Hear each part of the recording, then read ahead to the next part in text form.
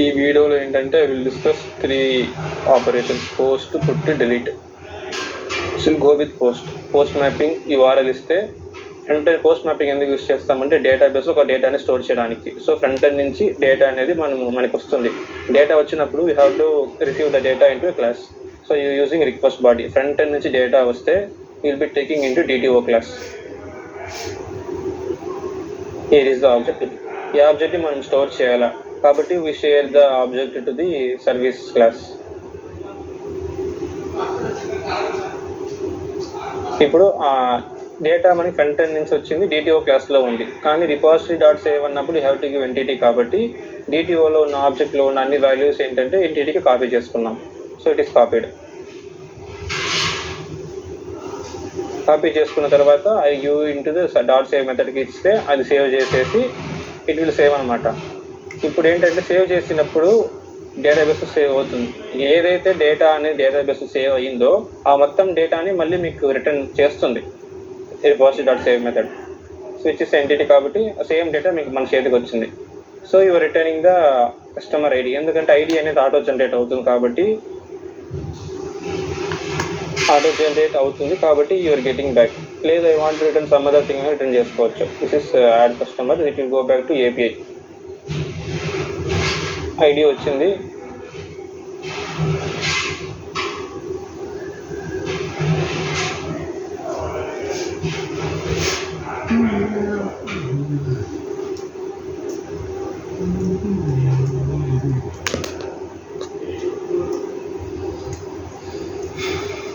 So ID మనకి వచ్చింది అనమాట. ఐడి వచ్చిన తర్వాత ఎన్వైర్న్మెంట్ డాట్ గెట్ ప్రాపర్టీ అన్నప్పుడు ఒక వాల్యూ అనేది వస్తుంది. ఆ వాల్యూకి కస్టమర్ ఐడి అనేది కన్కాట్ చేస్తాము.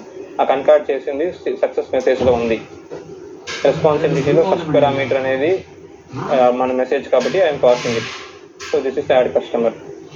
అప్డేట్ కస్టమర్ ఏంటంటే you have to update data in the database. ఒక ఫలానా డేటాకి అప్డేట్ చేయాలన్నప్పుడు you have to share the ప్రైమరీకి. అంటే ప్రైమరీకి ఇస్తే ఆ ప్రైమరీకి దానిలో ఉన్న వాల్యూ అనేది అప్డేట్ అవుతుంది. సో పాత్ వేరియబుల్ యూస్ చేస్తాం. ఫ్రంట్ ఎండ్ నుంచి పాస్ చేస్తే ఈ ఫలానా ఐడికి ఐ వాంట్ అప్డేట్ అయినప్పుడు you have to give the data also. So దీనికి ఏంటంటే ఐడి వస్తుంది, ఒక డేటా వస్తుంది కాబట్టి request body and path variable రెండు వచ్చింది. సో రెండు అనేది మనము ఆ రిక్వెస్ట్ బాడీలో ఏంటంటే ఏదైతే అప్డేట్ చేయాలనుకుంటున్నామో ఆ వాల్యూస్ అన్నీ దీంతో ఉంటుంది. I'm taking the email ID. ఎందుకంటే ఈ లాజిక్లో ఏంటంటే ఈమెయిల్ ఐడి మాత్రం అప్డేట్ చేస్తున్నారు. So I'm passing the ID and email ID to the method అనమాట. పాస్ చేసినప్పుడు customer repository dot find by ID. అంటే ఫస్ట్ ఆఫ్ ఆల్ ఈ ఐడితో ఒక డేటా ఉంటే మనం అప్డేట్ చేస్తాం. డేటా కానీ లేకపోతే అప్డేట్ చేయలేము కదా. సో ఐఎమ్ చెక్కింగ్ అవుట్ ఇలాగ ఉందా లేదా అనేది. ఇలాగ వచ్చిన ఆప్షన్లో ఉంటుంది. ఆప్షన్లో ఈ యూస్ చేస్తే మనకి తెలుస్తుంది. డేటా ఉంటే డేటా వస్తే ఎర్రర్ వస్తుంది. దాని తర్వాత your setting the value set email ID. ఇలా చేయగానే ఇట్ విల్ బి అప్డేటెడ్.